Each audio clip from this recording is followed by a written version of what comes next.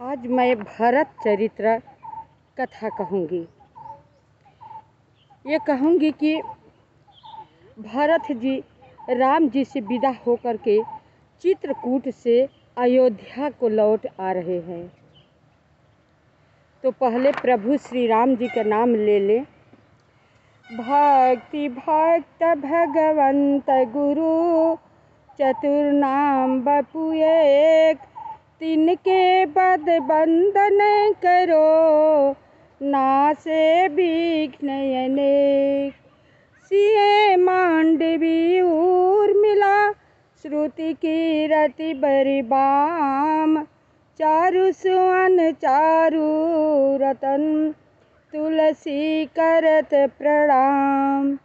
भाषा तुलसीदास कृत कथा करो अनुसार, आसन लीजय हृदय महु आया हूँ पवन कुमार।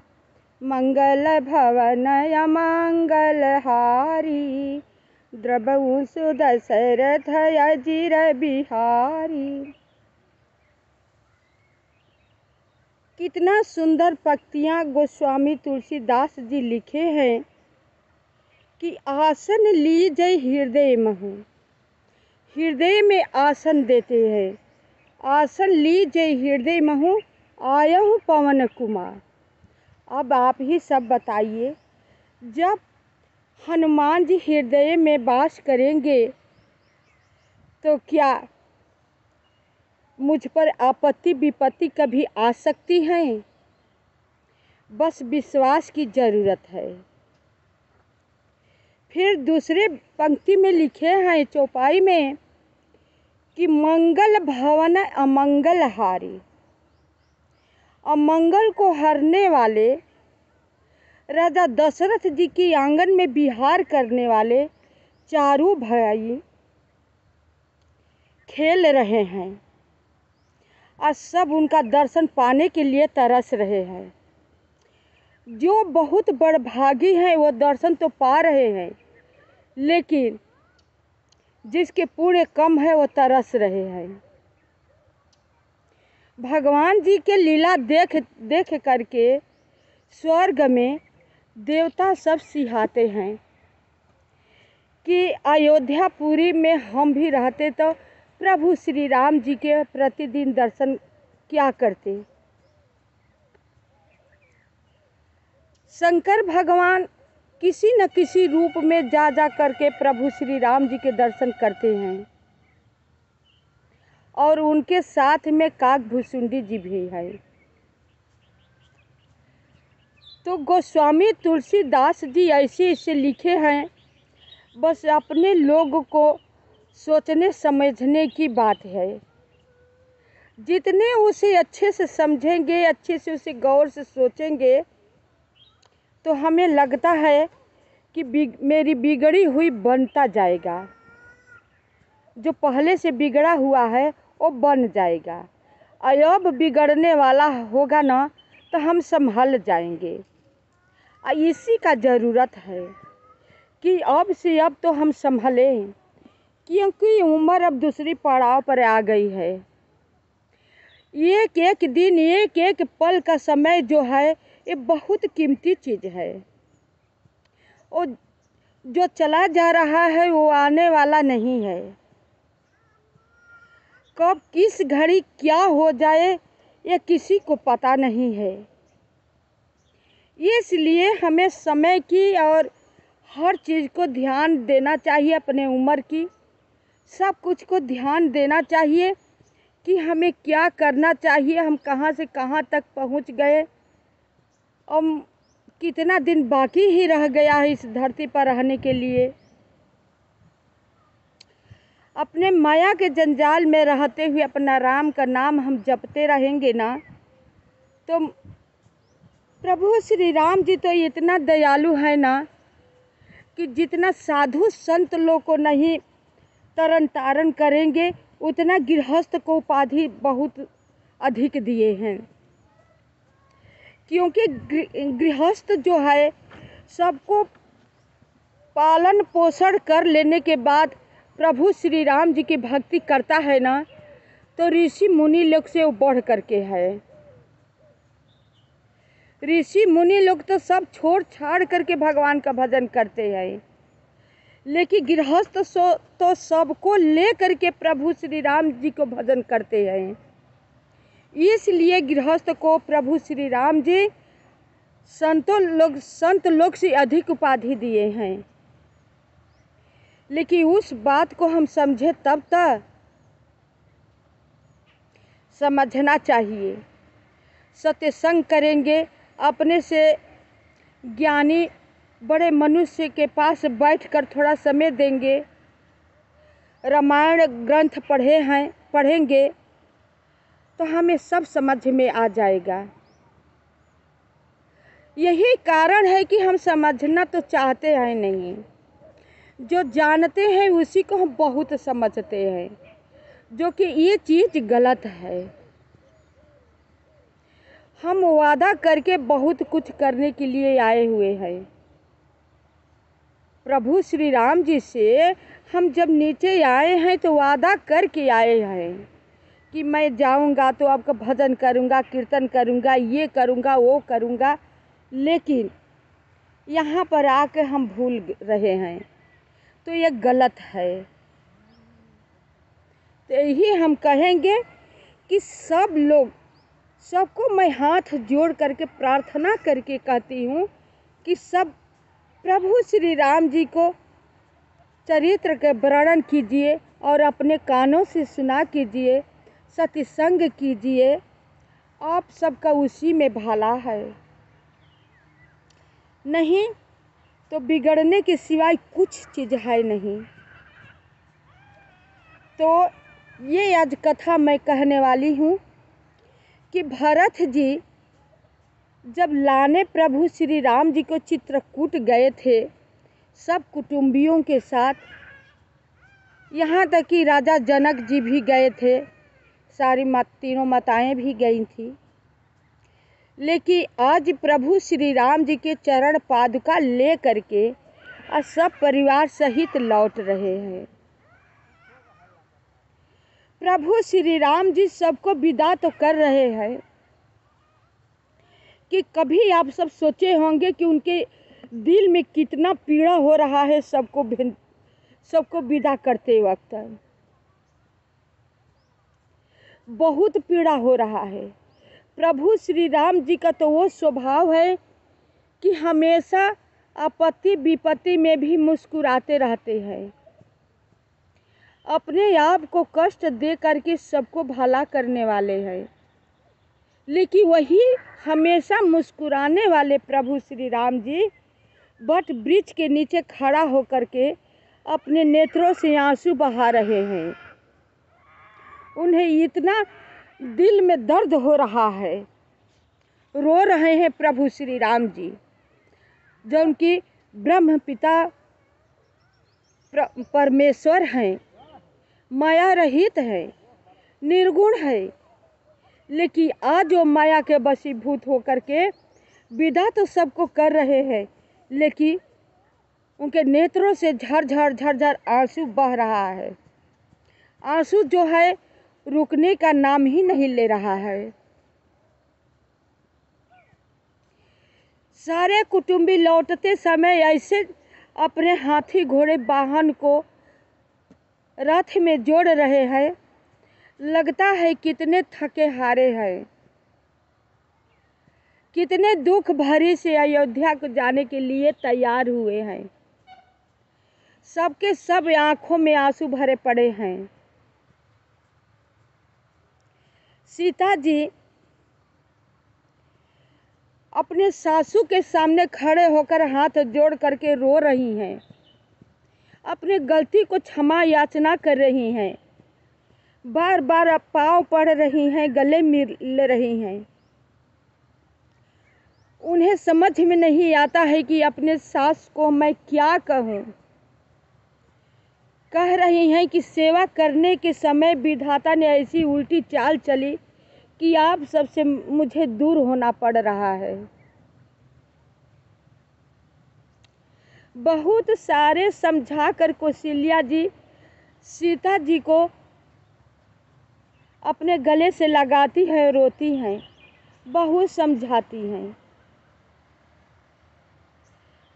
सीता जी तीनों माताएं साथ से मिल करके अपने मायके के कुटुंबियों के यहाँ जाती हैं। माता सुनैना के गले में पड़कर बहुत फूट फूट करके रोती है और माता भी रोती है अपने पुत्री को गोद में लेकर के। बहुत प्रकार से आश्वासन देती हैं, समझाती है। राजा जनक जी कहते हैं अपने गोद में लेकर के सीता जी को कि हे बेटी, स्त्री तो वही होती है कि अपने पति के दुख सुख में साथ दे, वही तुम कर रही हो। विपत्ति के समय में अपने पति को तुम साथ दे रही हो। तुम अयोध्यापुरी का और जनकपुरी का गौरव बढ़ा दिया। राजा दशरथ जी प्रेम में अपना प्राण तो त्याग दिए। इतना कीमती, इतना अमूल्य चीज राम का बिछोह हो नहीं सह पाए, लेकिन मेरा यह भागा प्राण तो इसी में ठहरा हुआ है, वो नहीं निकल रहा है। राजा जनक जी अपने आप को बहुत कोस रहे हैं।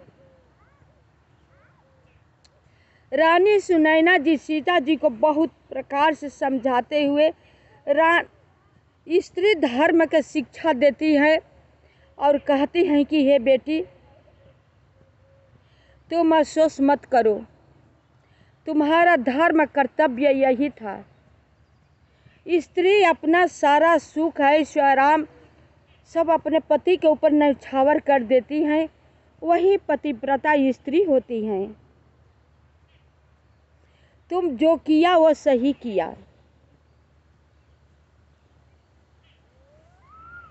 राम जी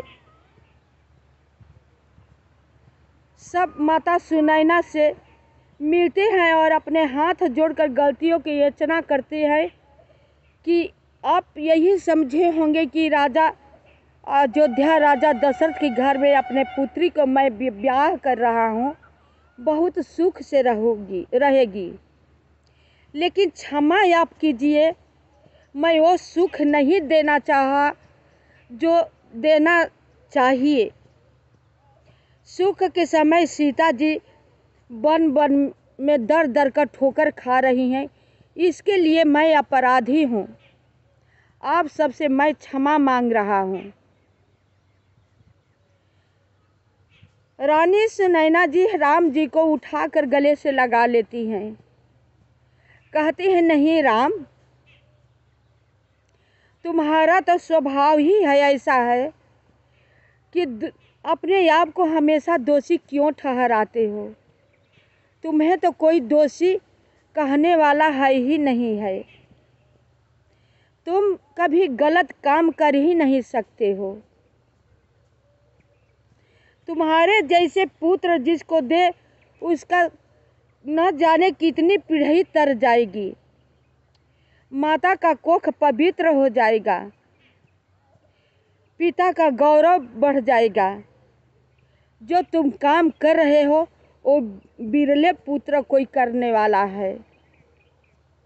तुम्हें जो अवसर मिला है और जो कर रहे हो बहुत अच्छा कर रहे हो।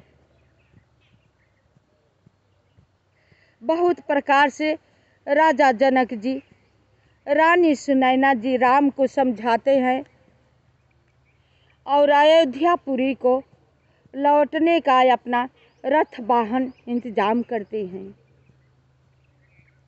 फिर प्रभु श्री राम जी वशिष्ठ मुनि के पास जाते हैं।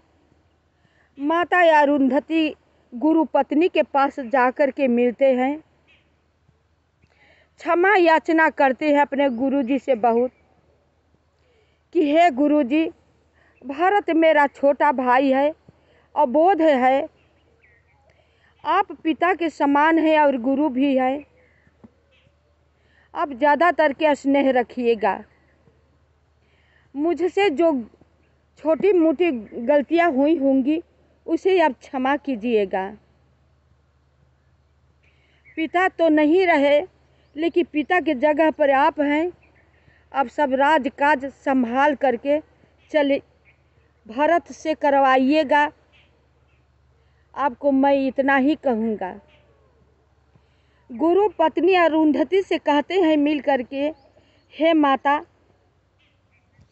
आप सबको दुख को, अंदर के पीड़ा को हरने वाली आप हैं। आप मेरी माताओं के पास बैठ करके अच्छी अच्छी शिक्षा दीजिएगा, ताकि जब जब मेरी माता विरह में होंगी ना, तो आप समझाइएगा उन्हें बहुत कष्ट होगा। मेरी माता के पास कोई नहीं रहा, न तो पिताजी रहे, न सीता रही, न मैं रहा। ये कितना दुर्भाग्य समय है। माता मेरी अपनी कैसी ज़िंदगी रखेगी। आपसे अनुरोध करके मैं यही कहूँगा कि आप मेरी माता के पास रह करके हमेशा शिक्षा दीजिएगा, उसे सांत्वना देते रहिएगा, ताकि मेरी माँ ज़्यादातर के विचलित न हो। फिर प्रभु श्री राम जी अपने कैकेयी की माता के पास बार बार जा कर के मिलते हैं और उन्हें बहुत प्रकार से सांत्वना देते हैं या समझाते हैं। कहते हैं कि हे माता, अपनी दोष गलती को दिल से निकाल दो, इसमें तुम्हारा कोई गलती है नहीं। तुमने तो वो काम किया है कि कोई करने वाला है नहीं। तुम ही एक ऐसी माता हो कि इतना ज़बरदस्त कदम उठाया जो कि कोई ये करने वाला था नहीं। तुम पवित्र हो, तुम्हारा आत्मा पवित्र है, तुम सबसे बड़ी श्रेष्ठ माता हो। तुम अपने मन में कभी ग्लानि मत लाओ। बहुत प्रकार से कैकेयी माता को प्रभु श्री राम जी समझाते हैं और कहते हैं। भरत को समझाते हैं कि हे भरत, माता को कभी कैकेयी माता से दुर्व्यवहार मत करना। तुम्हें अंतिम बार चेतावनी देता हूँ कि इसमें माता कैकेयी का कोई दोष नहीं है, कोई गलती नहीं है। ये जो इन्होंने किया है वो कोई करने वाला है ही नहीं है। लेकिन उसी बात को आप सब अच्छे विचार से सोचे तो अच्छा होगा, अब बुरे विचार से सोचेंगे तो बुरा होगा। फर्क इतना ही का है, सोचने का फर्क है। फिर माता कौशल्या को बहुत प्रकार से समझाते हैं। समझा करके गले से लग जाते हैं, उनके सीने से लपट जाते हैं प्रभु श्री राम जी। माता को तो जबान ही रुक जाती है, आंसू के सिवा उनके शरीर जो है शिथिल हो गया है। वो कुछ कह नहीं पा रही है कि मैं क्या कहूँ, कौन सा मुंह लेकर अयोध्या में जाऊँ। पूरे चुपचाप आंखों से आंसू बह रहा है और कुछ बोल पा नहीं रही है। लगता है कि इन्हें होश ही हवास नहीं है। माता सुमित्रा के पास जाकर पैरों पर पड़ते हैं कि हे माँ, आपने वो किया है जो यह अमूल्य रत्न हीरा को मेरे साथ लगा दिया लक्ष्मण को मुझे सेवा करने के लिए। मैं आपको चेतावनी देता हूँ कि लक्ष्मण पर कोई आपत्ति आने नहीं दूंगा। सुमित्रा माता राम को ले करके गले से लगा लेती हैं और रोती हैं। कहती है, नहीं राम, तुम उनके पिता हो, सीता माता है, तुम्हारी सेवा नहीं करेंगे तो किसका सेवा करेंगे। उनका धर्म है, वही उनका फर्ज है। जहाँ तुम रहोगे वही अयोध्या है, जहाँ तुम रहोगे वही उनका परिवार है। ऐसा मत सोचो। सबको बहुत प्रकार से बारी बारी से समझाते हैं प्रभु श्री राम जी। फिर माता से तीनों माताओं को पालकियाँ सजाते हैं और सबसे श्रेष्ठ पालकियाँ सजाते हैं माता अरुंधति को, गुरु माता को, गुरु वशिष्ठ मुनि को अपने हाथों से प्रभु श्री राम जी सजाते हैं। पूरे अयोध्या वासी वहाँ पर रो रहे हैं। किसी को समझ में नहीं आ रहा है कि हम लोग क्या सोच कर आए या क्या सोच कर हम लोग जा रहे हैं, लौट रहे हैं। किसी के लौटने का इच्छा नहीं हो रहा है।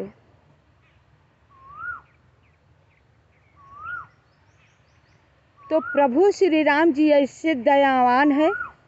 और सब इनका जब कथा पढ़ेंगी ना तब विचार अच्छा आएगा और समझ में आ जाएगा कि आपत्ति विपत्ति में मनुष्य को कैसे धीरज रखना पड़ता है और वही मनुष्य अच्छा होता है जो विपत्ति में घबराए नहीं, सुख में ज़्यादा खुशी न हो, सम रहे दोनों में।